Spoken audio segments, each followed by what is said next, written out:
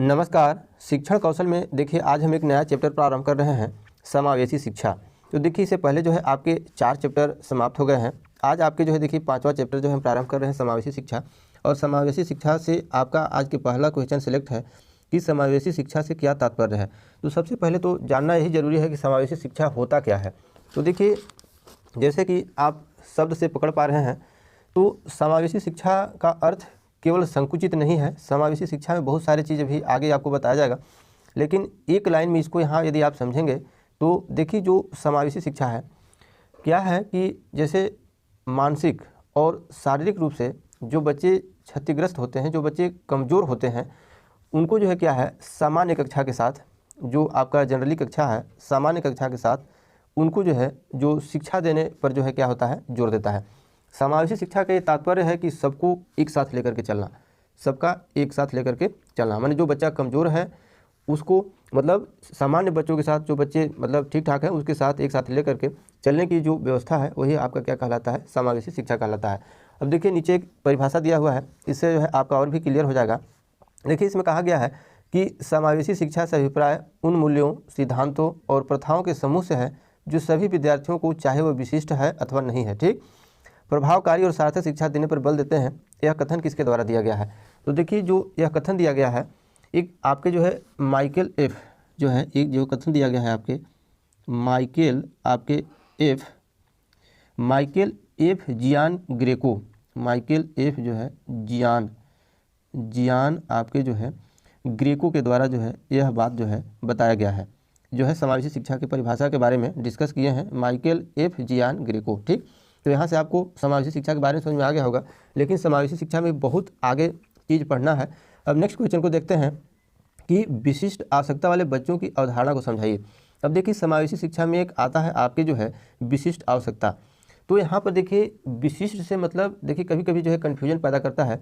लोग सोचते हैं कि विशिष्ट के मतलब केवल तेज बालक ही इसमें है, लेकिन ऐसा नहीं है। विशिष्ट के मतलब होता है कि चाहे वो बच्चा तेज हो, चाहे वो बच्चा कमज़ोर हो, किसी भी रूप में हो, वो विशिष्ट अपने अंदर अगर विशिष्टता, चाहे वो कमजोरी के चलते हो चाहे वो तेजी के चलते हो, तो उसमें जो है विशिष्ट जो बच्चे हैं वो आते हैं। तो इसमें होता क्या है कि जैसे अपनी अभी जो बताएं हम, जैसे अपनी जो क्षमता होती है, अगर बच्चे में जो है क्या है क्षमता और उनकी जो है एलिजिबिलिटी, जो योग्यता है, उसका जो व्यवहार है और उनकी जो पर्सनालिटी है, अपने आयु के अनुसार जो है क्या है बच्चों से जो है क्या होता है अलग करता है, सही बच्चों को अलग करता है। कुछ वैसे बच्चे ऐसे होते हैं जो कि अपनी जो है तीव्रता के कारण जो है बहुत तेज़ी निकल जाते हैं। कुछ वैसे बच्चे ऐसे होते हैं जो कि वो अपनी बहुत जो है बिछड़ जाते हैं, बहुत कमज़ोर हो जाते हैं अपनी योग्यता के चलते। तो इसमें है क्या कि जो है सभी बच्चों को इसमें शिक्षा देने की आवश्यकता है, चाहे बच्चा वो तेज़ है तब भी, चाहे बच्चा वो कमज़ोर है तब भी, शिक्षा तो दोनों को देना है, ठीक। तो इसी का जो व्यवस्था है, अलग अलग व्यवस्था शिक्षा देने की या फिर एक साथ शिक्षा देने की, ये सब सम्मिलित रूप ही आपका जो है क्या है समावेशी शिक्षा है, ठीक। अब यहाँ से आपको विशिष्ट आवश्यकता वाले बच्चों की अवधारणा आपको समझ में आ गया होगा कि विशिष्ट आवश्यकता क्या है। वो न तो किसी कमज़ोर के मामले में देखना है, न तो तेज के। वो तेज भी हो सकता है, कमज़ोर भी हो सकता है, आगे भी और इसके बात है उससे जो है आपका स्पष्ट क्लियर हो जाएगा। नेक्स्ट आपका जो है हम क्वेश्चन देखते हैं। क्वेश्चन कह रहा है कि विशिष्ट आवश्यकता वाले बच्चों का वर्गीकरण किन रूपों में किया जाता है। देखिए यहाँ पर जो विशिष्ट आवश्यकता वाले बच्चों का वर्गीकरण की बात है, तो इसका वर्गीकरण जो है हम 4 रूपों में कर सकते हैं। एक तो देखिए हम कर सकते हैं शारीरिक रूप से, एक कर सकते हैं हम जो है शारीरिक रूप से, ठीक, शारीरिक रूप से जो है हम इसको कर सकते हैं, ठीक, शारीरिक रूप से। देखिए इसको फिर से हम लिख देते हैं शारीरिक रूप से जो है इसको हम, एक तो आपको जो है शारीरिक रूप से, और दूसरा जो है आप क्या कर सकते हैं, एक आपको जो है बौद्धिक रूप से, उसके जो है जो दिमाग है और उसकी जो बुद्धि है उस रूप में जो है इसको जो है वर्गीकरण आप कर सकते हैं। यहाँ पर देखिए जो विशिष्ट आवश्यकता वाले जो बच्चे हैं उसका वर्गीकरण के बारे में हम आप लोगों को बता रहे हैं। तो एक तो जो है क्या है आप शारीरिक रूप से, और दूसरा जो है क्या है आप उसको जो है बौद्धिक रूप से उसको जो है आप बांट सकते हैं, ठीक। और अगर हम तीसरी बात करें तो जो है सामाजिक रूप से भी उसको आप अलग कर सकते हैं, सामाजिक रूप से, ठीक। और अगर चौथी अगर हम बात करें तो जो है शरीर के अंदर जो है बहुत प्रकार से जैसे जो विकार उत्पन्न हो जाता है, जैसे अगर मान लीजिए हाथ गोड़ टेढ़े हो जाते हैं और किसी प्रकार की और भी समस्या होता है, तो जो है बहु विकारों के रूप में यहाँ सवाल पूछा गया है कि विशिष्ट आवश्यकता वाले बच्चों का वर्गीकरण किन किन रूपों में किया जाता है। तो इनका वर्गीकरण करने का 4 रूप आप लेंगे, या तो फिर शारीरिक रूप से, बौद्धिक रूप से, सामाजिक रूप से, और जो है क्या है बहु विकारों के रूप से, ठीक, बहु विकारों के रूप से। ठीक, अब ये जो चारों प्रकार से उसको अलग कर सकते हैं, तो हम बता दे रहे हैं कि शारीरिक रूप में क्या क्या आपको उसको परेशानी हो सकता है। जैसे शारीरिक रूप से जो है क्या है, अगर उसके हड्डी जो है हड्डी बाधित हो सकता है, उसकी जो है कान बाधित हो सकता है, उसका आँख दृष्टि बाधित हो सकता है, आपका बोलने वाणी बाधित हो सकता है। तो ये तो शारीरिक रूप से इस प्रकार से आप जो है अलग कर सकते हैं। ठीक, और अगर हम बौद्धिक रूप से अगर बात करें तो बौद्धिक रूप से बच्चा जो है क्या है, जो है देखिए बहुत प्रतिभाशाली भी बालक हो जाते हैं, सृजनशील बालक भी हो जाते हैं। और इसी में अगर बौद्धिक रूप से अगर प्रतिभाशाली भी, देखिए पीछे जो बताएं हम, ये तो बौद्धिक रूप से प्रतिभाशाली भी हो जा रहा है तेज होने के कारण, लेकिन बौद्धिक रूप से अगर वो बच्चा कमज़ोर है अगर दिमाग से, तो जो है मंद बुद्धि का भी बालक इसी में हो रहा है। ठीक, और अगर सामाजिक रूप से बात करें, देखिए तो सामाजिक रूप से अगर बात करें तो देखिए कुछ बच्चे समस्यात्मक बालक होते हैं, और जो है क्या होते हैं, कुछ बच्चे अपराधी बालक भी होते हैं। तो ये हो गए सामाजिक रूप से।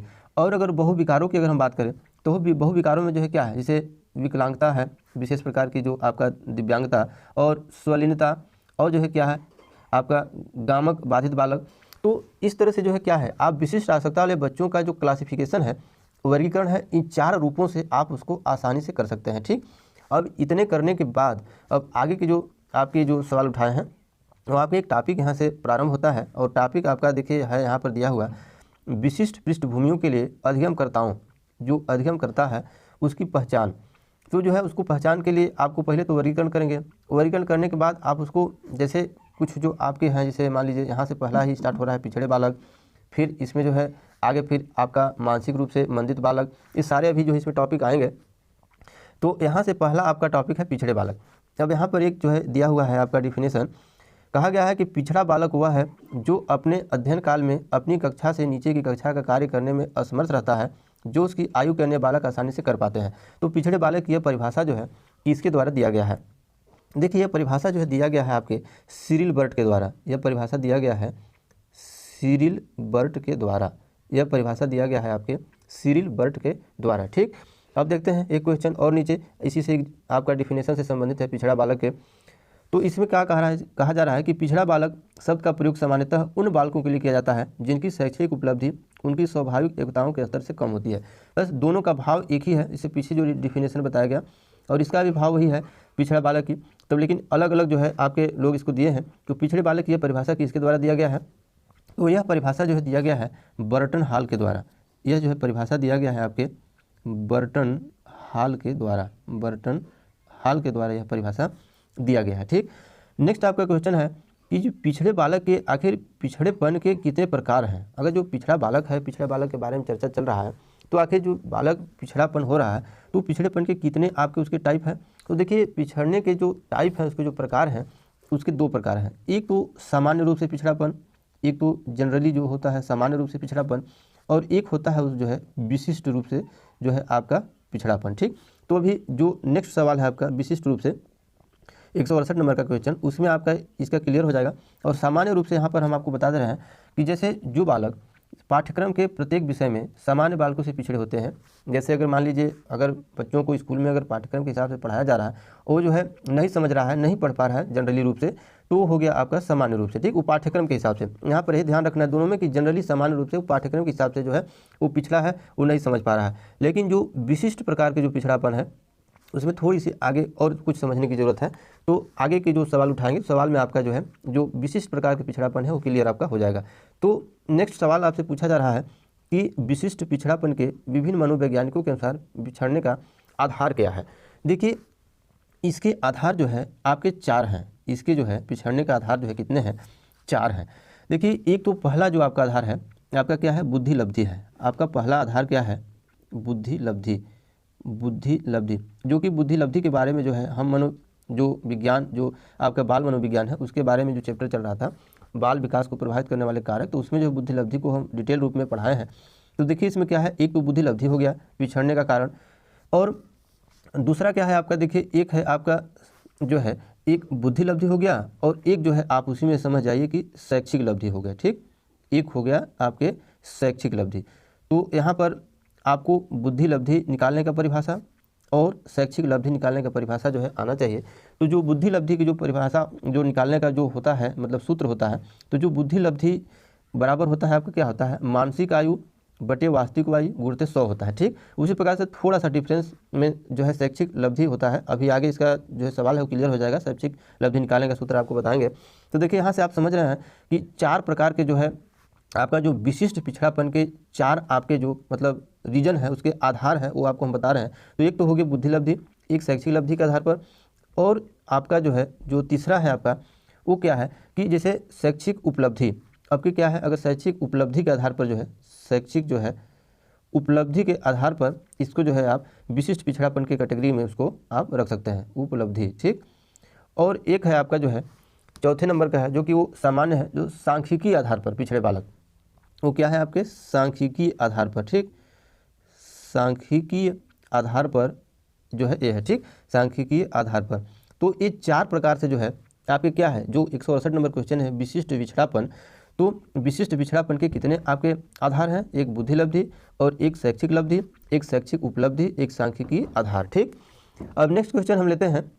अब नेक्स्ट क्वेश्चन आपका है, देखिए यहाँ पर एक चीज़ आपको हम बता दें कि जो बुद्धि लब्धि है, अब बुद्धि लब्धि के बारे में परिभाषा उसका सूत्र इसको जो है मतलब आना चाहिए, शैक्षिक लब्धि भी आना चाहिए, क्योंकि इससे क्वेश्चन बनते हैं और बन सकते हैं। ठीक, आगे नेक्स्ट आपका क्वेश्चन है कि जो है पिछड़े बालक की बुद्धि लब्धि कितनी होती है। अभी देखिए जो विशिष्ट पिछड़ापन के हम 4 आधार आपको बताए हैं उसमें जो है पिछड़े बालक की बुद्धि लब्धि की बात हो रही है। तो देखिए जो पिछड़े बालक की जो बुद्धि लब्धि होती है ना, वो आपका 0 से लेकर के आपके जो है 90 तक होती है। 0 से लेकर 90 तक में आपके सब कैटेगरी उसमें आ जाते हैं। तो हम यहाँ पर इस कैटेगरी को आपको बता दे रहे हैं कि जैसे जो 0 से 25 तक में जो है महामूर्ख होते हैं, 0 से 25 तक में जो है महामूर्ख की कैटेगरी में आते हैं। ठीक, आपका बुद्धि लब्धि की बात हो रही है। और हम बात करें 25 से 50 के बीच में, तो 25 से 50 के बीच में जो है आते हैं मूर्ख, मूर्ख आपका मूर्ख बुद्धि आता है। महामूर्ख से फिर उसके कुछ आपके क्या आ गए, मूर्ख बुद्धि। ठीक, जो है ये हो गया। अगर उसके आगे फिर हम बढ़े तो जो है देखिए 50 से 70 के बीच में जो है 50 से 70 के बीच में आता है अल्प बुद्धि। ये जो है अल्प बुद्धि की कैटेगरी में जो है आता है, अल्प बुद्धि की कैटेगरी में 50 से 70 के बीच में। और अगर 70 से 80 के बीच में देखा जाए तो जो है क्या है, क्षीण बुद्धि की कैटेगरी में आता है। तो इसको अलग अलग कभी कभी एग्जाम में क्षीण बुद्धि पूछ देगा, अल्प बुद्धि पूछ देगा, परीक्षा में तो प्रश्न जो है कहीं से भी बना करके पूछ दिया जाता है। तो ये हो गया आपके क्षीण बुद्धि। और अगर हम बात करें 80 से आपका 90 के बीच, तो 80 से 90 के बीच होता है आपका जो है मंद बुद्धि, मंद बुद्धि। तो यहाँ से जो है ये आपका क्लियर हो गया। 0 से 25 महामूर्ख, 25 से 50 मूर्ख बुद्धि, और 50 से 70 अल्प बुद्धि, 70 से 80 क्षीण बुद्धि, और 80 से 90 मंद बुद्धि। यानी कि 0 से 90 के बीच में जो है पिछड़े बालक की सभी कैटेगरी जो है आ जाते हैं। ठीक, नेक्स्ट आपका सवाल पूछा जा रहा है कि शैक्षिक लब्धि निकालने का सूत्र बताइए। अब यहाँ पर देखिए शैक्षिक लब्धि जिस प्रकार से आप जो है बुद्धि लब्धि निकालते थे उसी प्रकार से जो है आपके यहाँ शैक्षिक लब्धि है। अब शैक्षिक लब्धि का सूत्र निकालने के लिए कुछ नहीं करना है। अब इसमें होता क्या है कि जैसे उसमें ऊपर आप रखते थे जो है आप मानसिक आयु, फिर इसके बाद नीचे रखते थे वास्तविक आयु। तो इसी प्रकार से शैक्षिक लब्धि निकालने के लिए आपको करना है कि आपको जो है ऊपर रखना है उपलब्धि आयु, आपको रखना है उपलब्धि आयु, उपलब्धि उम्र, और इसके बाद आपका जो है नीचे रखना है आपको शारीरिक, आपका जो है शारीरिक आयु। ठीक, शारीरिक आयु, और कर देना है इसमें मल्टीपल आपका 100 का। अब यहाँ से जो है शैक्षिक लब्धि आपका निकल जाएगा, उपलब्धि आयु बटे शारीरिक आयु गुणित 100, यहाँ पर शैक्षिक लब्धि निकल जाएगा। तो ये रहा आज के समावेशी शिक्षा से आपके 10 इंपॉर्टेंट क्वेश्चन। अभी समावेशी शिक्षा में बहुत सारे टॉपिक बचे हुए हैं, सब समाप्त करने के बाद ही नेक्स्ट आपका जो है चैप्टर स्टार्ट होगा। तो आज के लिए बस इतना ही।